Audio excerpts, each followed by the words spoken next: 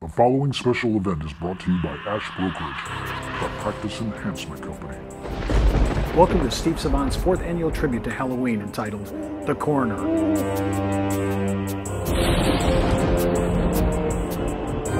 We'll perform autopsies on unplaced cases from the files of the declined, the postponed, and the heavily rated.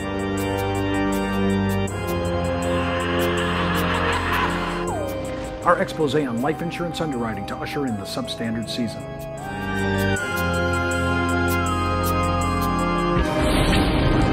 And throughout the week, we'll be giving away our underwriting guide of the top 10 commonly seen conditions.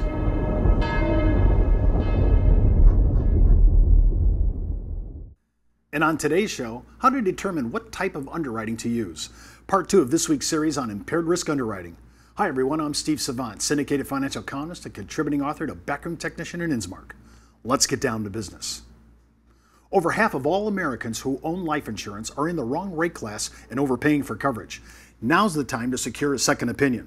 And why I'm securing a second opinion, I need to look at the types of underwriting. And there are a couple forms that we want to look at.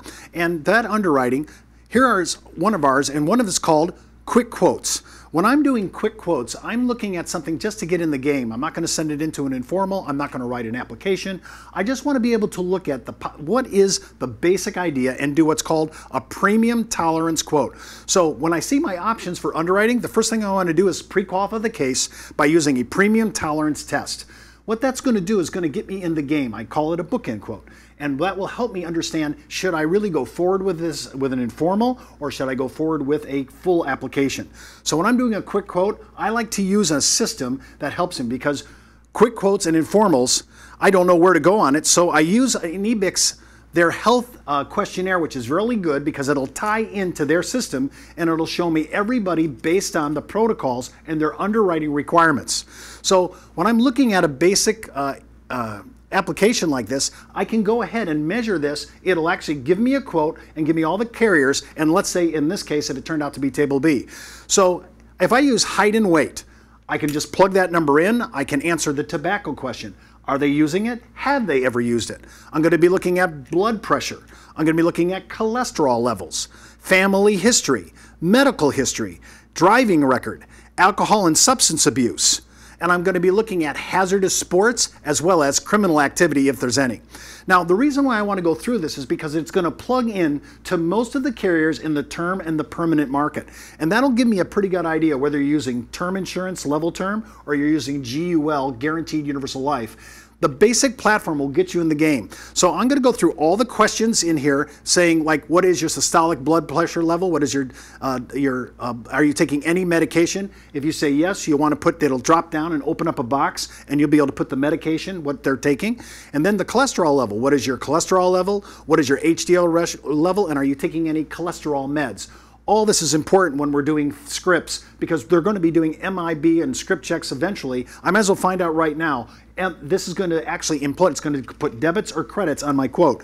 When I'm doing a quick quote, I need to look at a few things on family history. The demarcation line right now seems to be age 70. So I'm going to be looking at what happened in your family before age 70. What really occurred in their life, and is there anything that's going to tie that to the proposed insured? And then I'm going to look at medical history. One of the things that we have found about medical history is we're going to be ordering attending physician statements. Those attending physician statements are going to be the physician's actual kind of what I would say resume on your health. And that history, that medical history, will play huge in the underwriting decision. So if I have a little bit of family history before I go and order APSs, I may be able to get an idea where it lays out, and I'll be able to make a decision. Remember, if you've been in this business as long as I have, you pretty much know where the categories are going to fall into and where you're going to look at what underwriting offer you're going to get. Family history plays a role. Now, my medical history with that, putting my APSs and family history together, that could factor in huge. But I've noticed lately more and more lifestyle credits, and we're pulling a little bit away from family history, so we might be able to see a little bit more benevolent underwriting because of that change. Driving record, this is a huge issue. They're going to check your MVR to see what kind of DUIs, racing, speeding tickets, things that really could impact that. And another thing, of course, is alcohol or drug abuse. Alcohol or drug abuse is a huge issue, and remember, this could impact your underwriting, and it could really actually put flat extras or maybe even full tables or a postponement depending upon how long you've been out in rehab, whether it's been alcohol, whether it's been drugs. They're going to look at alcohol abuse. Another one that's really big is foreign travel. The reason I bring this up on foreign travel is because with the Ebola outbreak now, we're looking at all kinds of issues on foreign travel. This could have a major impact on underwriting.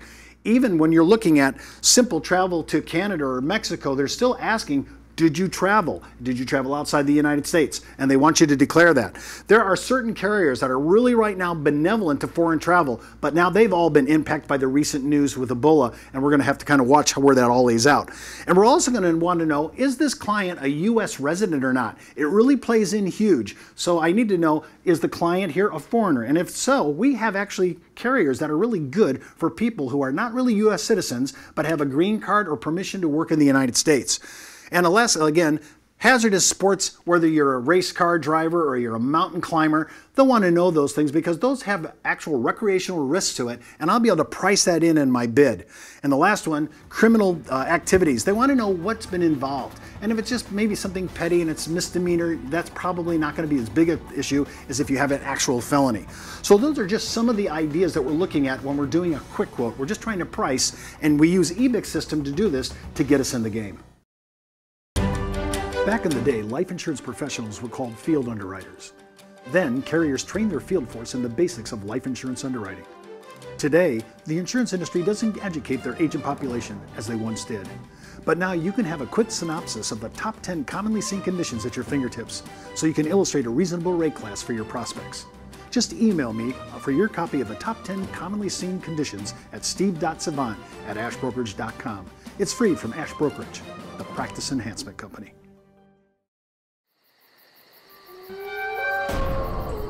We're talking about different types of underwriting. We've talked about in previous segments, we've talked about just doing quick quotes. And sometimes informals, when you actually send APSs and information that's not really going to be qualified as a formal app, and we're just trying to get the underwriter to give us an idea where it's going to fall out in an offer. And we might send that package to several different carriers depending upon the impairment. Remember, certain impairments with certain carriers really fit together well, and it could really help in your final offer and help you close the case.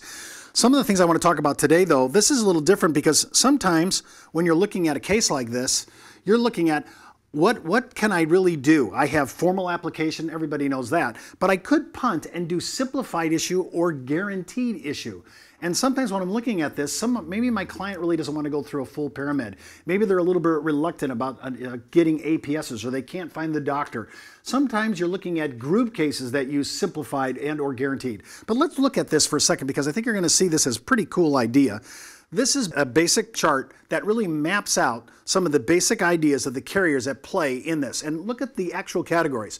We have the carrier in the first category, the type of product, which could be term or perm. It could be the death benefit range in which they issue simplified issue.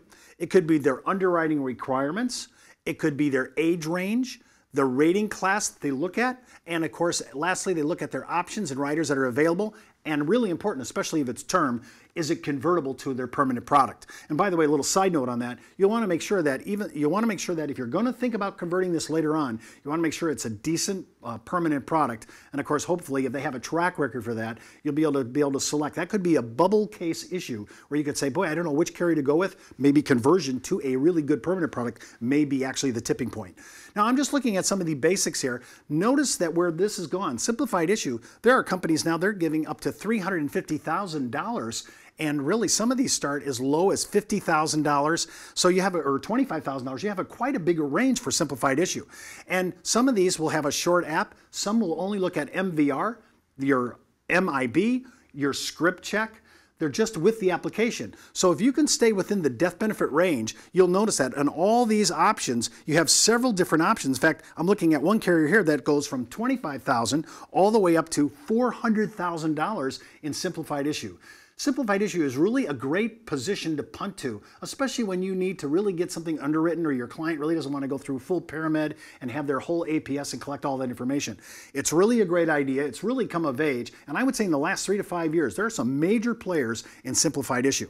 I do want to touch a little bit base As you go down and you look at the rest of the market, there are some that will break this out by age and by death benefit. So remember, just because I say 350, before you ever go ahead and check for simplified issue, always check with the carrier first and make sure that these products are always available in your state. I'm looking at the last couple here that's really micromanaged. You can see they're breaking out the death benefit range and their underwriting questions. They may have a short underwriting app, and their issue age and how far they'll go out. Interesting enough, some of these cases go, surprisingly, simplified issue from anywhere from 26 years of age to age 80. Some of them even go down to age 18. And so let's look at guaranteed issue. Guaranteed issue is when you're looking at carriers or clients who just can't really pass a simplified issue. They really have knockout questions. I can't really write them in a formal app. There's no reason to go to informal because we already know it's going to be a problem. So I start looking at 3 or 4 carriers that actually will issue. Most of them are a whole life. They have a graded benefit. You pay a regular level premium. They're not going to have any real big questions here. They're just a few what I would call big questions, but really they're basically guaranteed issue, and that guaranteed issue could go from 0 all the way up to about 10,000. Some of them go to 25,000 now, and so you'll want to look at which client really fits the profile for guaranteed issue. If I can't do a regular formal app, if I can't do simplified issue, I might be looking at guaranteed issue to make sure I can place my case with my...